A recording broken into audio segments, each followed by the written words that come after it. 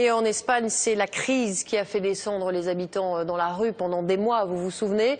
Aujourd'hui, le taux de chômage avoisine les 30%. Il faut bien tenter de s'en sortir ailleurs. Pendant des années, les Marocains venaient chercher du travail en Espagne. Aujourd'hui, la tendance s'inverse. Ce sont les Espagnols qui émigrent de l'autre côté de la Méditerranée. Et ils sont 4 fois plus nombreux qu'il y a 10 ans. C'est le grand format de cette édition. Il est signé Dorothée Oliéric et Jean-François Monnier. On aperçoit les côtes espagnoles à moins de 15 km de Tanger. La péninsule ibérique était un Eldorado pour les Marocains. Aujourd'hui, ce sont les Espagnols qui font la traversée. Chassés par la crise, ils viennent chercher du travail au Maroc. Ils étaient 3 000 en 2003. Ils sont plus de 10 000 désormais à résider officiellement au Maroc. Mais en réalité, il serait plusieurs dizaines de milliers à vivre dans le royaume chérifien. Sur les chantiers de construction de Tanger, un peu partout, on voit à l'œuvre des ouvriers, des peintres, des maçons espagnols.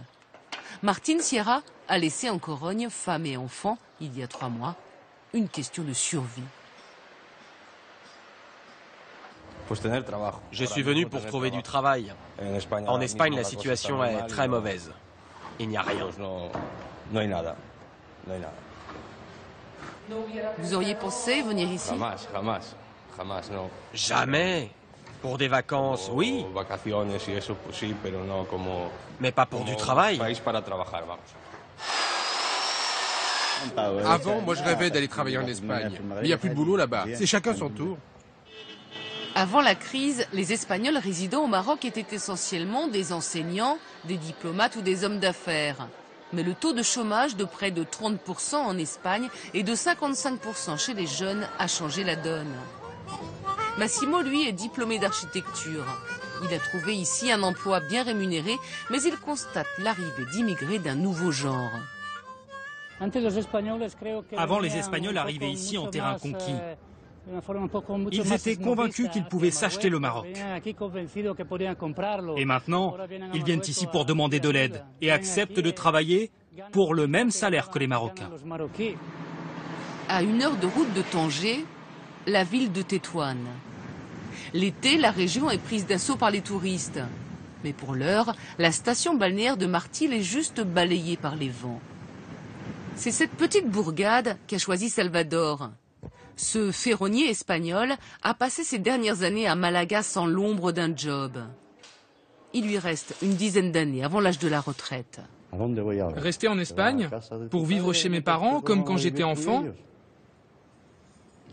c'est pas possible. Là-bas, il n'y a rien, mais ici, il y a du travail, et j'adore. Et pourtant, ce n'est pas facile de tout recommencer. Salvador a certes déjà adopté la djellaba, mais pour communiquer avec les clients marocains, ce n'est pas encore ça. C'est compliqué la barrière de la langue. Oui, ça c'est un peu mon petit problème. Mais petit à petit, on va y arriver. L'église, c'est le point de ralliement de tous les Espagnols. Chaque semaine, ils parlent ici du pays. Ils s'entraident aussi, donnant aux nouveaux arrivants les bons plans. Ici, avec 400 € par mois, location comprise, vous vivez comme un roi, sans vous priver de rien. 1 kilo de tomates, c'est 30 centimes. Un thé, un café, c'est moins de 50 centimes. Paco est le président de l'association catholique. Il s'inquiète du nombre d'Espagnols désormais clandestins au Maroc. Il y en a plein en situation irrégulière. On va voir ce qui va se passer. Mais il pourrait bien y avoir des expulsions de ces Espagnols. Il n'y a pas si longtemps, une telle chose était juste inimaginable. Mais ils sont de plus en plus nombreux, prêts à tout pour s'inventer une nouvelle vie, loin de la crise.